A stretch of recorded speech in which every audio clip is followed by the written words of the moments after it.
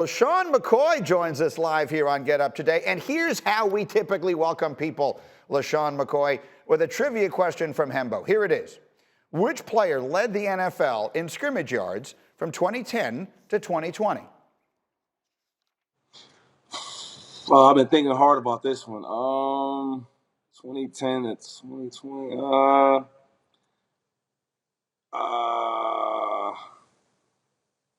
I'm not sure, man. I don't want to say the wrong name. Let me give you the answer. It's you. I LeSean know. McCoy is the correct answer with 14,055 yards. Julio Jones is next.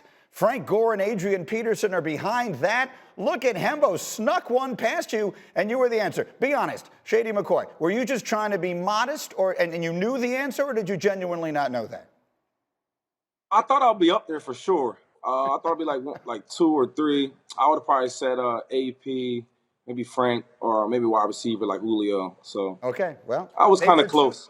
They were 2, 3, and 4, not in that order, but you were number 1, and you join us here along with Louis Riddick. It's wonderful to have you here. And LeSean, I thought we would start with this because you were on the Buccaneers with Brady this past year, and there's so much conversation about the way he can change a culture, that certain players just come in and change the culture of an organization. Can you give us an example of how Brady did that? I mean, you can see like the winning pedigree he has. When he got there, just to have the ability to make the guys, want to work hard. There's some quarterbacks that, they'll have like workouts, private workouts with the wide receivers, with the running backs. And this thing like, we got to go. Where Tom is like, you want to be there. He's one of the only players, let alone quarterbacks, that ever played for that anything he says, you totally believe. Hey, go out there and walk on water. We can do it. I mean, and the way that he approaches the game, works hard. I was telling a lot of different teammates that I played with in the past about Tom Brady, because everybody asks all the questions about Tom, and I watched like how intense he got each week. About week 5 to week 7, we were gelling together, and then you seen the difference when we got into the playoffs. How he changed his intensity, and then when we're in the Super Bowl, each week it got up and up, and you can just tell, man, like. He's always coaching. He's always leading. He's a hell of a player to play with, man. He's a great leader, Okay, so that's that situation. Now let's dive into a few things for both of you guys. And LeSean McCoy, people will so fondly and vividly remember your years in Philadelphia. So let's talk about them. Carson Wentz, moving on from there. The circumstances of last year were crazy. What do you expect from him this year in Indianapolis? I think Carson will do really, really well. He's reunited back with his old coach, Frank Reich, and I think they had a great thing and a great chemistry in Philadelphia. Now he's going to Indianapolis, and I think he'll do well. I mean, people forget that this guy was an MVP candidate. I remember watching him like, whoa, this kid can play. Throwing it, running it, plays are breaking down. He's making plays out of nothing. So I think he'll do well. He's back with his coach. I think he's in a place where they want him at, where the fans are behind him. I think he'll make some big plays, man, and we'll see the old Carson Wentz that we're used to. What do you think, Louis? How similar do you think what we will see this year from Carson Wentz will be to that year where he could have been the league MVP before he got hurt?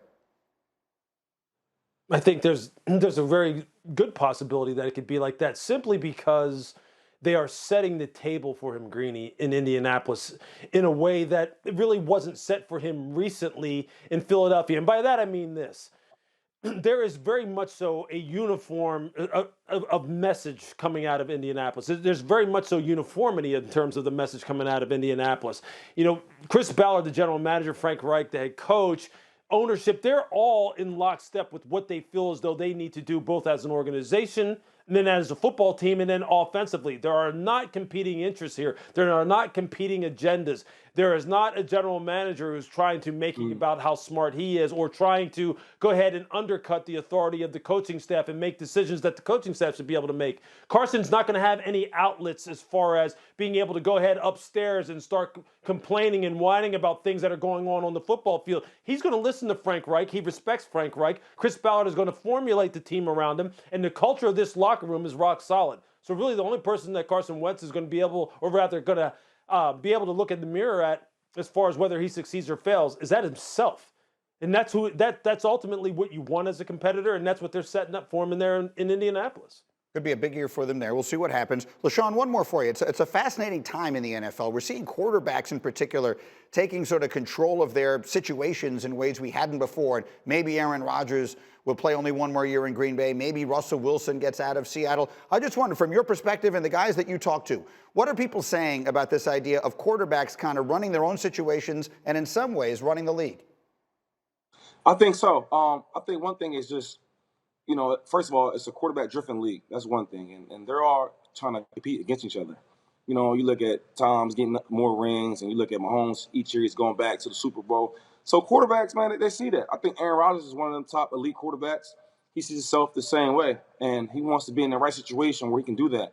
I think when we played them last year in the playoffs, it was weird that they didn't go for it, and they kicked the field goal when you have a guy like Aaron Rodgers. So things like that, plays a big part. And also, when you draft a first-round quarterback without kind of, consulting with me or talking to me about it, I mean, and he's an MVP-type caliber player, which he did this year, players look at that. So why not go to a team where they will do whatever he wants, whatever he needs to win and compete? So when guys like him and then Russell, another competitor, he sees these guys that he competes against that are competing for championships year in and year out. And he's getting banged up, he's getting sacked, and they're not really asking him, the front office are not talking to him about what he needs and what he wants. So when you have them type of players, you got to make them comfortable. And I see why wouldn't they go out there, man, and demand the respect and demand different things. So I get it. I truly get it. And they should be worried, man. I think them teams should definitely be worried that the Packers may lose him and also the Seahawks. Thank you for watching ESPN on YouTube. For live streaming sports and premium content, subscribe to ESPN+.